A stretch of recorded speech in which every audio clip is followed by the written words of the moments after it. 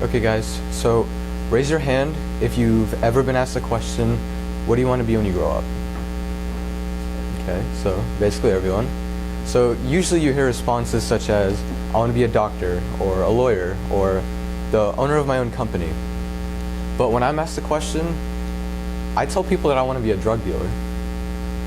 So I know what you're thinking, that, but I know what you're thinking, but I'm not referring to the ones that you see in a back alley. I'm the one that you're gonna see in the operating room. Hello, everyone. My name is Emad Research, and the topic of study that I'm choosing this year in ISM is anesthesiology. So, in the words of Martin Fisher, in the sick room, 10 cents worth of human understanding equals $10 worth of medical science. Ever since I was a little kid, I always had a passion for helping others. Just seeing a smile on someone's face after I've helped them is what motivates me to keep doing it whenever I get the chance. And I feel that I can truly help people when I'm a doctor. And if I'm able to save a patient's life and actually be a part of the recovery process, I feel like I can truly make a difference in someone's life. And this passion of mine is what inspired me to be in the ISM program. And as a result, I've just been able to learn so much about the field of anesthesiology through the professionals I've interviewed. So the people I've interviewed, the first anesthesiologist I've interviewed was Dr. Catherine Barden, and she works at Zale Lipsche University Hospital. And because she was the first person I interviewed, I plan to learn just learn about the daily routine of an anesthesiologist. And Dr. Barden actually gave me some really insightful answers. And she explained to me how anesthesiologists, while it may not seem like it, have one of the most important jobs to perform in the operating room. And during surgery, it tends to get fairly stressful at times, so it's crucial that they administer the right amount of dose to each patient. And as an anesthesiologist, it's most likely that one will face a situation where that the success of the operation is dependent on them. And although this part may seem stressful, anesthesiologists undergo years and years of rigorous training just so they can be ready for almost any situation. And the reason Dr. Barden is able to overlook the stress and the long hours is because she absolutely loves the fact that she can help others and just work with the team. So the second person I interviewed was Dr. Srikant Charuku, and he works at Clements University Hospital. And what stuck out to me most during my interview with him was how he explained the level of patient interaction between the anesthesiologist and the patient. And Dr. Charuku told me how he would actually get a lot of patient contact, which is something that actually surprised me because I thought anesthesiologists were mainly kind of behind the scenes doctors, because they didn't, although they had a very important role, a lot of the explaining was kind of done by the surgeon. So I seemed like, although their role was important, they wouldn't talk to the patient as much. And he explained to me how he was able to get a better understanding of the patient when he was able to make them feel comfortable by explaining the procedure. And I found this really interesting because I believe that being able to interact with patients is just one of the most important jobs of any doctor. And I think that it's very important for patients to understand their situation. And I'm just really glad to hear that there's a lot of patient contact. So the third person that I interviewed was Dr. Stephanie Byerly. And the interview with her was actually pretty interesting because she also worked at Clements Hospital, but she worked on the labor and delivery floor of Clements. And although I wasn't really particularly interested in labor and delivery, I at least wanted to get a gist of every different type of field in anesthesiology. And so I was just happy to conduct the interview anyway. And I just really wanted to gain knowledge about how anesthesia was performed in labor and delivery.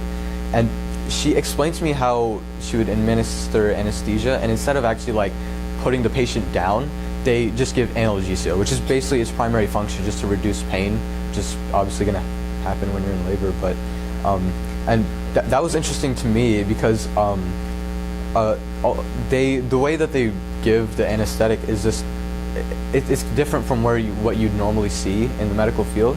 And although they still have to watch over vital signs to make sure the patient isn't in danger, and because in this job stress would actually be pretty high because not only do they have to watch over one patient, but technically two. And she explained how it was one of the most rewarding experiences when she was able to have both the mother and the baby come out healthy after the operation. And then the next person I'd interviewed was Dr. Adil Ahmed, and here another picture, but I didn't ask questions. So he told me that his favorite thing about being an anesthesiologist was being able to see results coming quickly. And as an anesthesiologist, one of their main roles is to maintain vital signs. And when a patient's blood pressure is dropping, he explained how you can just administer medicine, and just within seconds, it'll rise back to normal levels.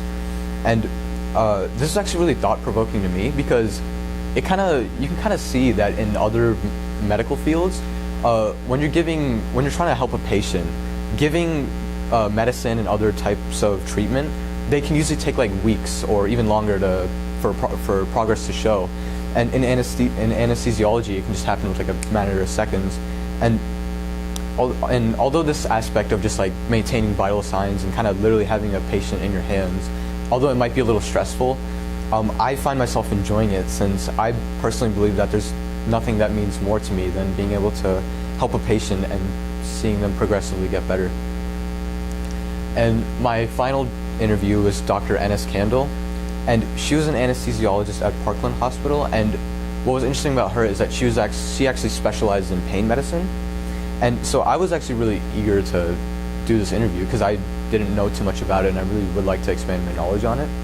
And she started to explain to me how she actually did medical school in Egypt, and she transferred all the way over here to America.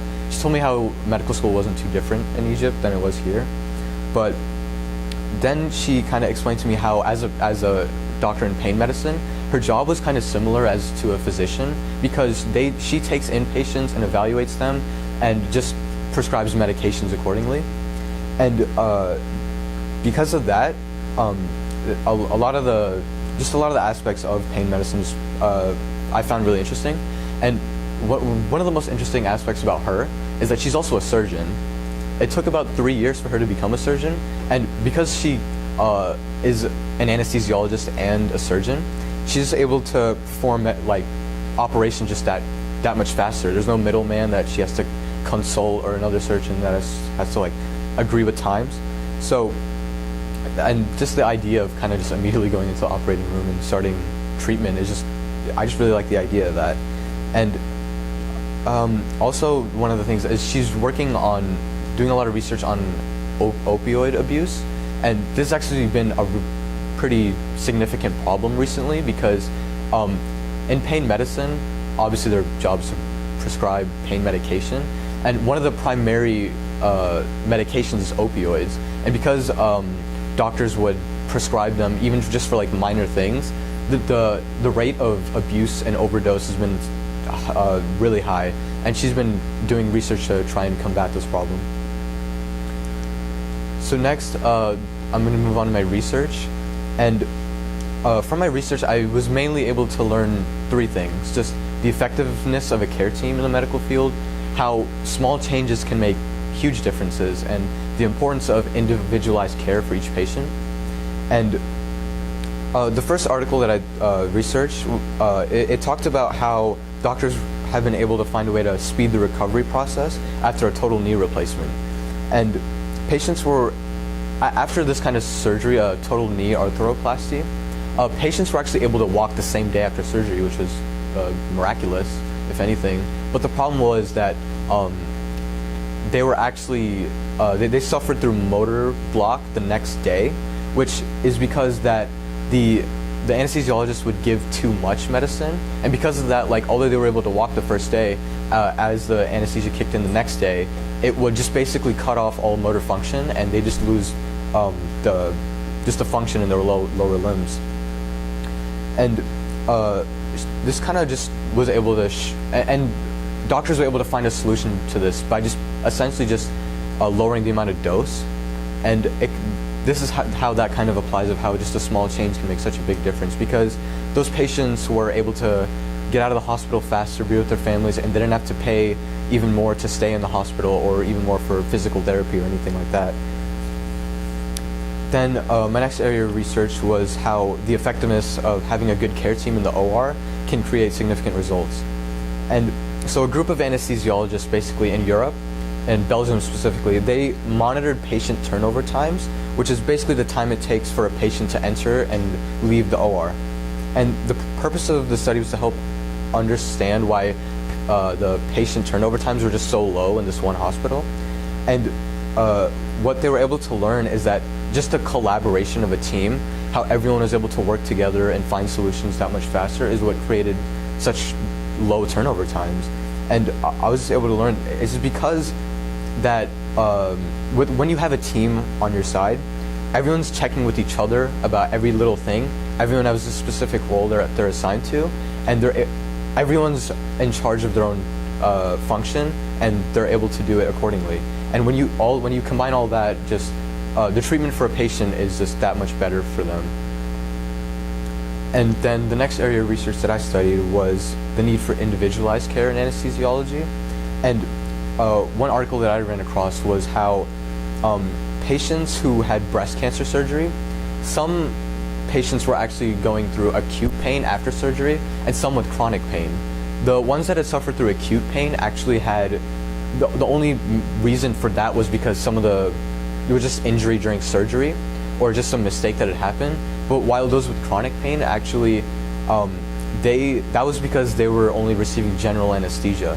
And the thing is, when you're giving general anesthesia to basically any patient, everyone's different. So the factors that can influence the outcomes of an operation are just monumental. And it's just, when you have individualized care for each and every patient, you're able to really understand where to start in treating them, and just how it just shows how it's important to evaluate patients before a surgery, because if you're able to understand where they're coming from and see just what things that they're even allergic to, or just how they're normally treated, you can see how to normally proceed with that kind of patient and create better outcomes for them.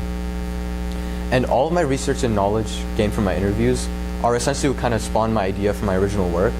And while anesthesia has been around for a long time, the problem is that for every new type of technology or innovation in anesthesiology, new questions arise.